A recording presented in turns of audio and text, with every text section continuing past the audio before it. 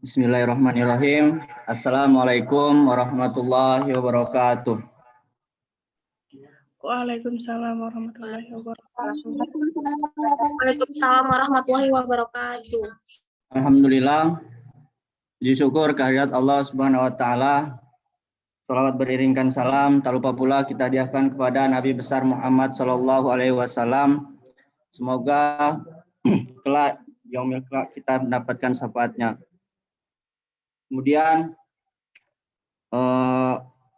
baiklah, di sini kami dari kelompok 5 ingin mempresentasikan makalah kami yang berjudul Akuntansi Pajak Penghasilan. Yang mana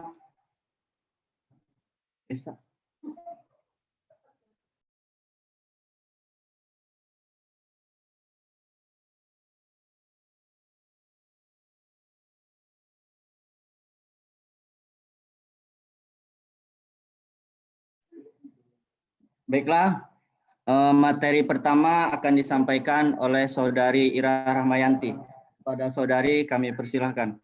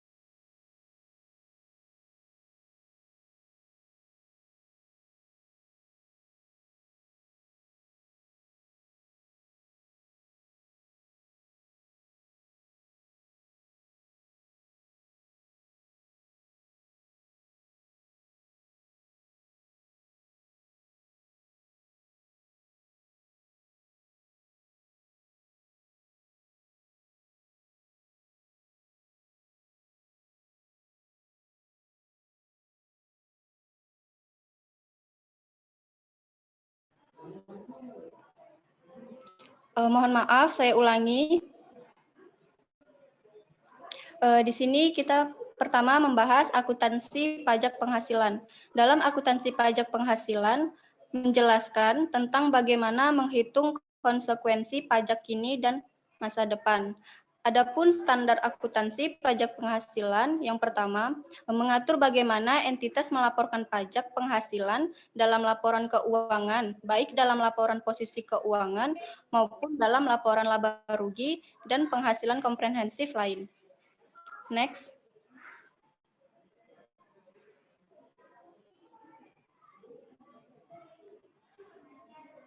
Selanjutnya, laba sebelum pajak dan laba kena pajak. Laba sebelum pajak adalah laba atau rugi selama satu periode sebelum dikurangi beban pajak. Laba sebelum pajak ini dapat kita lihat di sini rumusnya pendapatan dikurang beban operasi sama dengan laba operasi. Lalu mencari laba operasi dikurang pendapatan atau beban lain sama dengan laba sebelum pajak, dan laba sebelum pajak dikurang dengan beban pajak sama dengan laba. Laba kena pajak yaitu laba atau rugi selama satu periode yang dihitung berdasarkan peraturan yang ditetapkan oleh otoritas pajak atas pajak penghasilan yang terutang atau dilunasi. Next. Selanjutnya, beban pajak kini. Beban pajak adalah jumlah agregat pajak kini dan pajak tangguhan yang diperhitungkan dalam menentukan laba atau rugi pada satu periode. Dipadankan dengan laba akuntansi. Beban pajak kini adalah jumlah pajak penghasilan yang terutang atau dilunasi atas laba kena pajak atau rugi pajak untuk satu periode. Selanjutnya, liabilitas pajak kini. Liabilitas pajak kini merupakan beban pajak kini yang belum dibayar oleh entitas.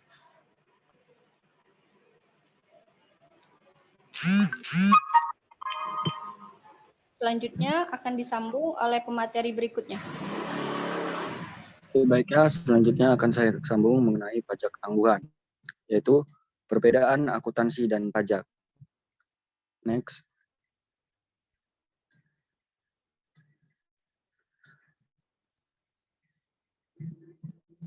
Perbedaan pajak tangguhan itu terdapat ada dua, yaitu pertama adalah perbedaan temporer, dapat dikurangkan dengan aset pajak tangguhan.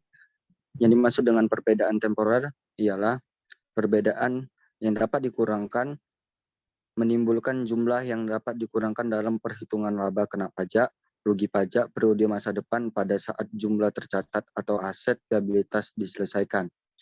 Aset pajak tangguhan adalah jumlah pajak penghasilan yang dapat dipulihkan pada periode masa depan sebagai akibat adanya. Yang pertama itu adalah perbedaan temporer yang boleh dikurangkan. Yang kedua adalah akumulasi rugi pajak belum dikompensasi.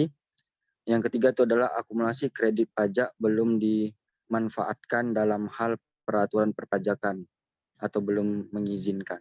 Next. Yang ketiga itu adalah perbedaan temporer kena pajak dan liabilitas pajak tangguhan. Perbedaan temporer kena pajak adalah perbedaan temporer yang menimbulkan jumlah kena pajak dalam perhitungan laba kena pajak atau rugi pajak, periode masa depan, dan pada saat jurnal tercatat aset atau liabilitas diselesaikan. Liabilitas pajak tangguhan adalah jumlah pajak penghasilan terutang pada periode masa depan sebagai akibat adanya perbedaan temporer kena pajak. Perbedaan temporer kena pajak dan liabilitas. Yang pertama itu adalah kombinasi bisnis, yang kedua itu adalah aset tercatat pada nilai wajar, yang ketiga ada goodwill, yaitu pengakuan awal aset atau liabilitas. Selanjutnya, yaitu yang terakhir adalah perbedaan permanen. Yang dimaksud dengan perbedaan permanen adalah pengakuan pajak yang timbul karena terjadi transaksi-transaksi pendapatan dan biaya yang diakui menurut akuntansi komersial dan tidak diakui menurut fiskal atau pajak. Selanjutnya akan dijelaskan oleh teman saya.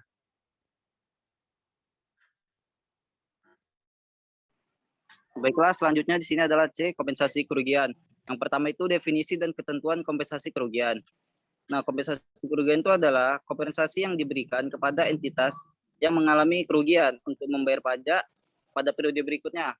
Nah, sejumlah kerugian yang telah diakui atau dibatasi oleh waktu. Kompensasi kerugian akan diakui sebagai aset pajak tangguhan dan pendapatan pada tahun kerugian terjadi dalam 5 tahun ke depan. Selanjutnya. Yang kedua sini ada pajak tangguhan akibat kompensasi kerugian.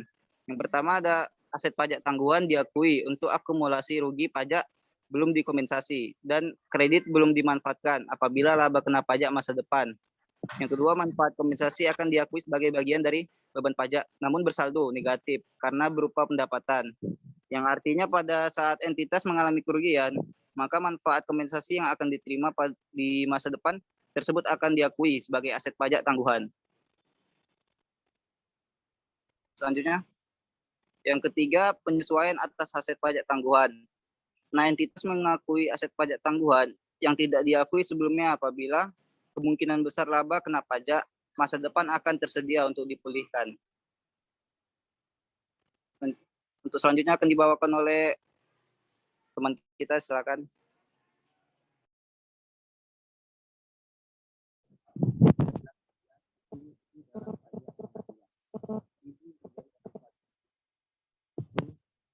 Perubahan tarif pajak. Perhitungan menggunakan tarif berlaku kedua itu adalah pajak atas aktivitas asosiasi. Aktivitas diakui atau tanggungan yang ditimbulkan dari aktivitas tanah aktivitas asosiasi serta bagian berpartisipasi dalam peristiwa yang terjadi. Satu, perbedaan temporer akan tertuliskan pada masa depan yang dapat diperkirakan. Dua, laba kena pajak akan tersedia dalam jumlah yang memadai sehingga temporer dapat dimanfaatkan. Selanjutnya,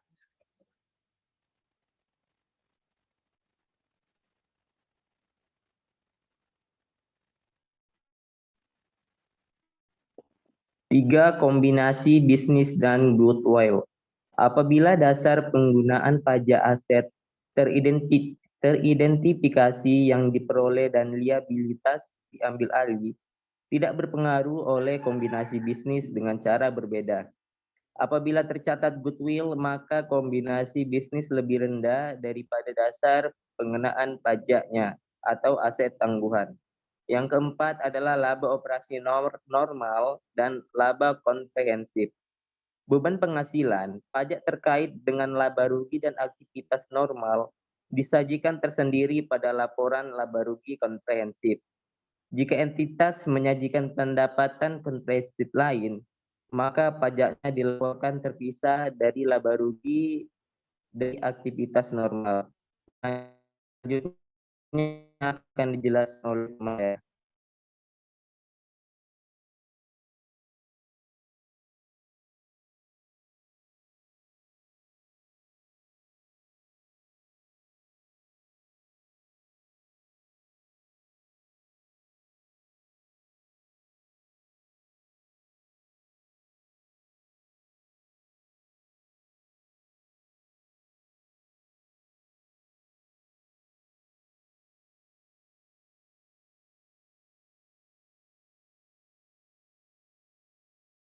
Selanjutnya, penyajian dan pengungkapan.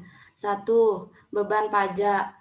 Jika laporan keuangan hanya menyajikan beban pajak, penghasilan, rincian beban pajak kini dan tangguhan diungkapkan dalam catatan atas pelaporan keuangan. Yang kedua, yaitu aset liabilitas pajak tangguhan. Jika aset dan liabilitas pajak tangguhan muncul dalam satu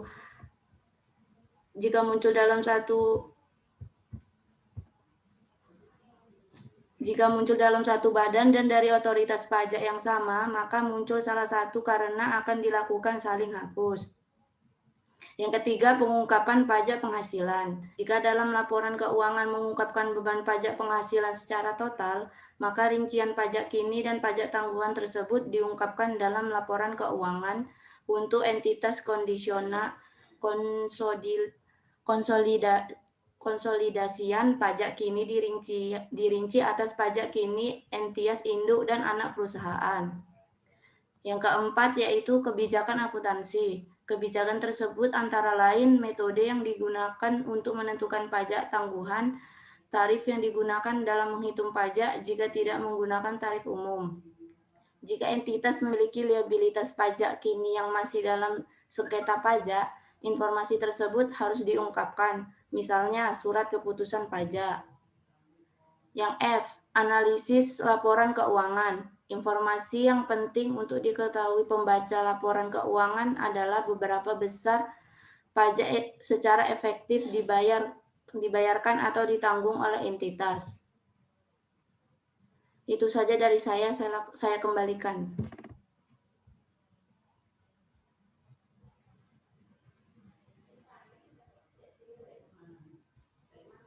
Mungkin cukup sekian presentasi dari kelompok kami. Kita lanjut sesi tanya jawab melalui WA.